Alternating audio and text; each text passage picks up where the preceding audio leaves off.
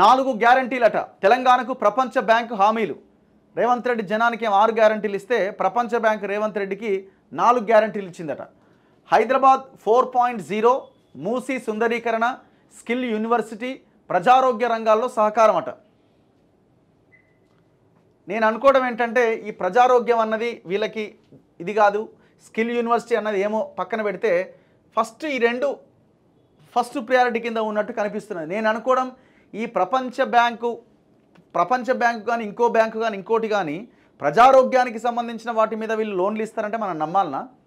ఏ బహుళ జాతి సంస్థ కూడా విద్య మీద వైద్యం మీద లోన్లు ఇవ్వదు. ఎందుకంటే టోటలీ కార్పొరేటీకరణ జరిగిన తర్వాత, టోటలీ వ్యవస్థ అంతా కూడా ప్రైవేటైజేషన్ అయిపోయిన తర్వాత విద్య కానీ వైద్యం కానీ ఈ శక్తులన్నీ ఎక్కడున్నాయి? ఈ బడా పెద్ద పెద్ద శక్తులు ఇవన్నీ కూడా. మీరు చూడండి, హైదరాబాద్ అనేది ఒక మెడికల్ హబ్ లాగా తయారైంది. ఇదే మనం సంతోషించాల్సిన విషయం కాదు. టోటల్ హైదరాబాద్కి ఫారెన్ ఇన్వెస్ట్మెంట్స్ వచ్చేసినాయి హైదరాబాద్లో ఉన్న ప్రైవేట్ హాస్పిటల్స్లోకి. మీరు ఏ ప్రైవేట్ హాస్పిటల్ అని తీసుకోండి, గతంలో తెలుగు వాళ్ళు నడిపించే వాళ్ళు ఇప్పుడు మొత్తం ఫారెన్ వాళ్ళ చేతిలోకి వెళ్ళిపోయినాయి. ఇప్పుడు కేర్ కానివ్వండి, రెయిన్బో కానివ్వండి, ఇంకా చాలా చిన్న చిన్న హాస్పిటల్స్ని కూడా వాళ్ళు తీసేసుకున్నారు. ఇట్లాంటి ప్రజారోగ్య రంగాల్లోట ప్రపంచ బ్యాంకు సహకారం అందిస్తుందట. మనం నమ్మాలన్నట.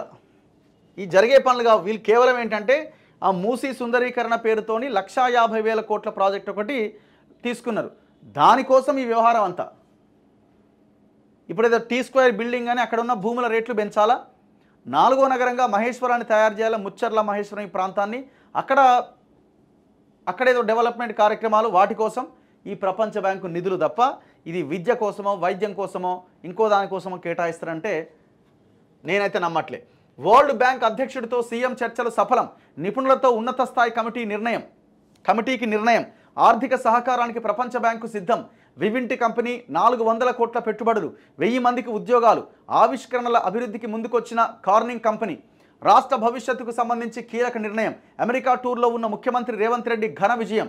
రాష్ట్ర ప్రభుత్వం ప్రతిష్టాత్మకంగా చేపడుతున్న కీలకమైన 4 ప్రాజెక్టులకు ప్రపంచ బ్యాంక్ సహకారం లభించింది.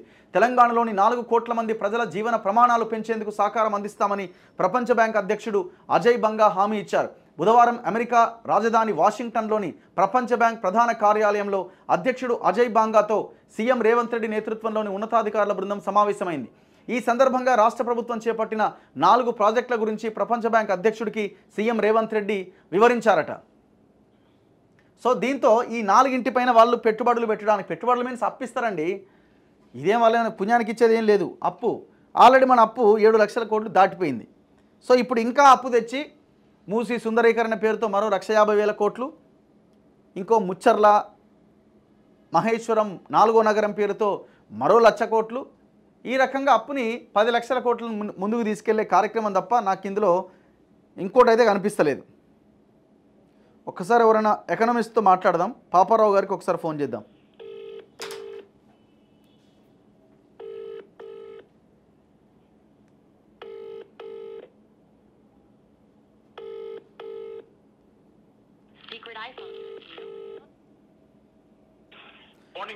సార్ గుడ్ మార్నింగ్ సార్, మీరు లైవ్లో ఉన్నారు సార్. ఏం లేదు సార్, ఇప్పుడు ఈ ప్రపంచ బ్యాంక్ అధ్యక్షుడితో నిన్న మన తెలంగాణ ముఖ్యమంత్రి రేవంత్ రెడ్డి గారు భేటీ అయ్యారు. ఒక 4 అంశాల మీద వాళ్ళు సహకారం అందిస్తామని చెప్పారట. ఒకటి హైదరాబాద్ 4.0, అంటే ఒక హైదరాబాద్లో ఒక 4వ నగరాన్ని మహేశ్వరం ముచ్చర్ల ఈ ప్రాంతాన్ని డెవలప్ చేస్తామని చెప్పారు కదా, అదొకటి. రెండోది మూసీ సుందరీకరణకు ఒక 1,50,000 కోట్లతో మేము ఇది చేయబోతున్నామని చెప్పినారు. రెండోది ఆయన ఏదో స్టేట్మెంట్ ఇచ్చినట్టున్నారు, ఆయన కలిశారు, ఫోటోలు వచ్చినాయి, చర్చలు సఫలమైనాయని అన్ని పేపర్లు రాసినాయి. మూడోది స్కిల్ యూనివర్సిటీ, 4వది ప్రజారోగ్యం అట.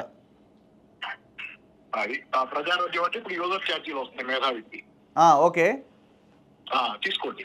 ఓకే. సో మాట్లాడండి సార్, మీరు లైవ్లో ఉన్నారు ఆల్రెడీ. అంటే ఇది అప్పే కదా సార్ మనకి మళ్ళీ ఇది అప్పే. అందులో కూడా ప్రపంచ బ్యాంక్ అప్పు అంటే మొదటి నుంచి నోటోరియస్ కదా, మనకి చెడ్డ పేరు ఉన్నది ప్రపంచ బ్యాంకు. ప్రపంచం అంతా చెడ్డ పేరు ఉంది ప్రపంచ బ్యాంక్ అప్పుకి. ఓకే. ఎందుకంటే ప్రపంచ బ్యాంక్ అప్పు తీసుకున్న దేశాలు ఇప్పుడు ఆ దేశాల్లో జనాలు IMF ప్రపంచ బ్యాంకు గురించి వ్యతిరేకంగా ప్రదర్శనలు కూడా చేస్తున్నారు చాలా భారీ ఎత్తున. ఓకే. చాలా దేశాల్లో IMF అప్పులు తీసుకున్న తర్వాత మళ్ళీ దఫాలుగా అప్పులు తీసుకోవాల్సిన పరిస్థితి, IMF అప్పుల షరతుల వల్ల ఆయా ప్రాంతాల్లో దేశాలే దెబ్బతిన్నటువంటి పరిస్థితి. దాంతో ఏంటంటే ప్రజలు ఇక IMF అప్పు గురించి వ్యతిరేకత అనేది చాలా దేశాల్లో ఉంది. ఓకే. ఆ క్రమంలోనే ఇతరత్ర ఇప్పుడు చైనా, భారత్, బ్రెజిల్ అన్ని కలిసి పెట్టుకున్న బ్యాంక్ ఉంది కదా, చైనాలో ఒక బ్యాంక్ ఉంది, బ్యాంక్ పేరు ఏదో గుర్తులేదు కానీ ఇన్ఫ్రాస్ట్రక్చర్ ఆ బ్యాంకు నుంచి కూడా రుణాలు తీసుకోవడం. మామూలు థర్డ్ వరల్డ్ కంట్రీస్ లో చాలా దేశాలు ఇప్పుడు చైనా సంబంధితమైనటువంటి రుణాలు ఎక్కువ తీసుకుంటాయి, ఎందుకంటే షరతులు లేవు వాటికి, తీర్చడం మాత్రమే షరతు. ఇట్లా ప్రపంచ బ్యాంక్ అప్పు అంటే ఇక ఆ తర్వాత వాళ్ళ షరతుల ప్రకారం ఇక్కడ వాళ్ళు అనుకూలదల్లా చేయాలి. పైగా ఇంత పెద్ద ఎత్తున అంటే గతంలో చంద్రబాబు గురించి ఉన్నటువంటి చెడ్డ పేరు అదే కదా, ప్రపంచ బ్యాంకు జీతగాడు చంద్రబాబు అనేది బాగా ఆరోపణ. మళ్ళీ ఫస్ట్ టైం మళ్ళీ ఆయన తర్వాత ఇప్పుడు విన్నాం మనం అది. ఓకే. మీకు గుర్తుంటే రాజశేఖర రెడ్డి టైమ్ లో విన్నాం మనం ప్రపంచ బ్యాంక్ గురించి ఇది. అవునవునవును. తర్వాత కాలంలో కేసీఆర్ హయాంలో కూడా మనం ప్రపంచ బ్యాంక్ గురించి విన్నాం. ఇప్పుడు మళ్ళీ వారసత్వంగా చంద్రబాబుకి సహచరం అంటమైనా మళ్ళీ ప్రపంచ బ్యాంక్ ఎంట్రీ ఇక్కడ. మరి ఇప్పుడు ఈ ప్రజారోగ్యము, ఈ స్కిల్ యూనివర్సిటీ వీటిలో ఇస్తారా సార్ వాళ్ళు? ఇట్లాంటి వాటిలో ఇయ్యరు కదా మరి, ఎందుకని వీళ్ళు ప్రపోజల్ పెట్టారా మరి వాళ్ళు ఇస్తున్నారో నాకైతే ఇంకా చదవలేదు. కానీ నేను ప్రజారోగ్యం అంటే ఇప్పుడు ఏం లేదు, ప్రజారోగ్యం అంటే ఏమవుతుందంటే రేపు పొద్దున హాస్పిటల్లో యూజర్ ఛార్జీలు వస్తాయి. ఓకే. ప్రభుత్వ ఆసుపత్రిలో కూడా ఇప్పుడు ప్రపంచ బ్యాంక్ ఇచ్చే షరతుల్లో ప్రధానంగా వసూలు ఎలా చేసుకోవాలి దాన్ని అనేది కూడా ఉంటుంది కదా. వాళ్ళు పంపించిన తర్వాత మా అప్పు మాకు ఎలా కడతావు, ఎలా వసూలు చేస్తావు డబ్బులు అనేది వీళ్ళకి షరతులు పెడతారు. ఓకే. దానిలో భాగంగా ప్రజల దగ్గర నుంచి భారీ ఎత్తున పన్నుల డబ్బులు వసూలు చేయటం, యూజర్ ఛార్జీలు వసూలు చేయటం, ఇలాంటివన్నీ షరతుల్లో భాగంగానే ఉంటాయి వాళ్ళు. ప్రజల మీద పన్నుల భారం పెరుగుతుంది. అలాగే గవర్నమెంట్ హాస్పిటల్కి పోయినా కానీ యూజర్ ఛార్జీలు భరించలేని పరిస్థితి వస్తుంది. మరి ఇప్పుడు ఆప్షన్ లేదంటారు సార్ వీళ్ళు? ఏమంటారు అంటే మొత్తం ఫైనాన్షియల్గా ఇదైపోయింది, ఫైనాన్షియల్ క్రైసిస్లో ఉన్నాం, మరి ఇప్పుడు ఇవన్నీ చేసుకోవాలంటే ఎట్లా? లేదండి, అదంతా ఇప్పుడు నేను అంటాం ఏంటంటే ఫైనాన్షియల్ క్రైసిస్ అనేది అప్పులైంది, కానీ అప్పుల విషయంలో కూడా తెలంగాణ గవర్నమెంట్ ఉన్నప్పుడు అప్పులైంది. కానీ తెలంగాణ గవర్నమెంట్ చెప్పే అప్పుల లెక్క ఇప్పుడు పడిపోయిన కేసీఆర్ గవర్నమెంట్ తాలూకు వాళ్ళు చూస్తున్న అప్పుల లెక్క ఒకటి 3.5 లక్షల పైన చదువుతున్నారు, 4 లక్షల కోట్ల రూపాయల లోపు వాళ్ళు 7 లక్షల కోట్ల రూపాయలు చదువుతున్నారు. మరి ఎవరిది ఏంటి అనేది రకరకాల యాంగిల్స్ లో చదువుతున్నారు వాళ్ళు. కానీ ఏంటంటే పేరుగా దాన్ని కరెక్ట్ గా అప్పుల వరకే లెక్కేస్తే వీళ్ళు చాలా కలిపారనేది, దానిలో అప్పులుగా ఇతరత్ర చాలా కూడా కలిపి అప్పులు చూపిస్తున్నారు అనేది కేసీఆర్ గానీ టీఆర్ఎస్ గానీ వాళ్ళ ఆరోపణ. ఏంటంటే ప్రతి తప్పైనా ఇప్పుడు మీకు తెలంగాణ గవర్నమెంట్ తాలూకు ఆదాయం కూడా పెరిగింది సార్ ఈ సంవత్సరం. మీరు చూస్తే తెలంగాణ గవర్నమెంట్ ఆదాయం పెరిగింది పోయిన సంవత్సరం కంటే. పన్నుల ఆదాయం రేవంత్ రెడ్డి వచ్చినాక పెరిగింది. మన పేపర్ లో కూడా డీటెయిల్స్ వచ్చినాయి. డేటా గుర్తులేదు కానీ పన్నుల ఆదాయం పెరిగింది. ఓకే. కాబట్టి ఆదాయం లేకపోవడం అనేది లేదు, అప్పులు తెచ్చు. అంటే నేను అనుకోవడం బేసిక్ గా వీళ్ళు ఈ మూసీ సుందరీకరణ అన్న ఈ 1,50,000 కోట్లు అండ్ మహేష్ అన్ని లక్షల కోట్ల 1,50,000 కోట్లు ఎంత అది మర్చిపోయాను. 1,50,000 crores అంటున్నారు. 1,50,000 crore అనేది చాలా దారుణం. అది 30,000 కోట్ల సుమారుగా. కేటీఆర్ చెప్పడం ఏంటంటే మేము 16,000 కోట్లు ఏదో అంచనా వేసాం, దాని ఇట్లా పెరుగు ఏదో 30,000 కోట్ల లోపు. తర్వాత కాంగ్రెస్ లో వాళ్ళే 75,000 కోట్ల ఒకళ్ళు, తర్వాత ఇంకోటి ఇప్పుడు చివరికి 1,50,000 కోట్లు మొన్న రేవంత్ రెడ్డి ఏదైతే హైదరాబాద్ లో చెప్పేలాడు దాని మీద వివాదం కూడా అయింది, ఎంత ఎందుకు అవుతుంది. ఓకే. చాలా పెద్ద మొత్తం కదా అది. అంటే దానిలో ఖచ్చితంగా మరి స్కాముల వాసనలు వచ్చే అవకాశం ఉంది కాబట్టి అది ప్రమాదకరమైన ధోరణి. ఎందుకంటే నీతులు చెప్పి వచ్చారు కదా అధికారంలోకి, నమ్మారు జనాలు. ఓకే. పథకాలు చెప్పారు, 6 గ్యారంటీస్ అని చాలా చెప్పారు. అన్నిట్లోనూ చూస్తే కనపడుతుంది. ఈ రోజు అప్పుల పాలు ఇప్పుడు తెలంగాణ కేసీఆర్ హయాంలో ఏం అప్పుల పాలు అయిందో కానీ ఇప్పుడు వీళ్ళు చేస్తున్న హయాంలో మాత్రం 1,50,000 కోట్ల రూపాయలు మీకు ఇక్కడ ఒక చోట అప్పు కనపడితే బడ్జెట్ లో పెట్టిన అప్పు ఉంది కదా. బడ్జెట్ లో కూడా సుమారుగా 50,000 కోట్ల పైన 59,000 కోట్ల రూపాయలు దాకా ఇంటరింగ్ లో పెట్టారు.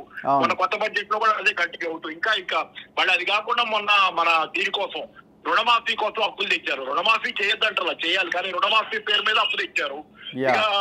ఇప్పుడు హైదరాబాద్ 4G అది ఇప్పుడు హైదరాబాద్ లో 4G, 5G, 10G పెట్టుకునే బదులు రాత్రి నాకే వర్చువల్ గా రాత్రి 3:30 దాకా నేను మేలుకుని ఉన్నా.